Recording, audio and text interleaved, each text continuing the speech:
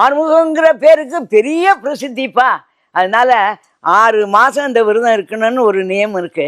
அப்போ எந்த 6 மாதத்துலேருந்து அப்படின்னு நீங்கள் கேட்குற இல்லையா? அப்போ வந்து ஆடி மாதம் ஆரம்பித்து தை மாதம் முடிக்கலாம். ஆடியிலேருந்து தைக்கு 6 மாதம் இருந்தோம், அது முருகனோட மாதமாகவும் இருக்கும், 6 மாதம் விரதமும் முடியும்.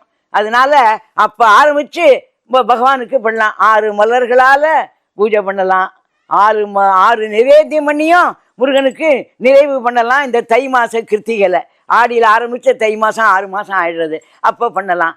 அப்படி ரொம்ப முடியலன்னா ஏதாவது சபரின்னு ஒன்று இருக்கணும். இப்போ தான் எல்லாரும் வேலைக்கு போய்டுறோம். ஆனால் வேலைக்கு போனாலும்ப்பா எல்லா பெண்களும் ஆண்களும் அதெல்லாம் பகவானை மறக்கவே இல்லை.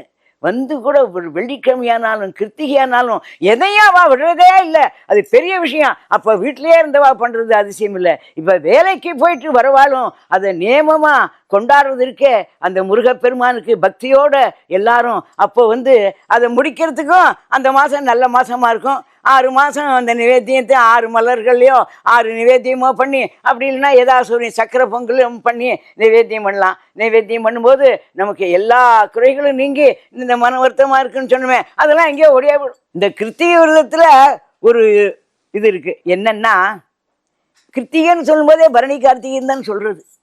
அது சேர்ந்தாப்புல தான் சொல்கிறது. அந்த விரதம் இருக்கிறதுக்காக தான் அது அப்படி வந்ததோன்னு தெரியாது. பரணியில் ஆரம்பித்து மத்தியானம் சாயந்தரம் அந்த கிருத்திகை போது முடிக்கலாம். அதுதான் பரணி கார்த்திகை. அதனால் இந்த கார்த்திகை விரதத்துக்கு அவ்வளோ ஒரு பெரிய ஒரு விசேஷம் இருக்குது.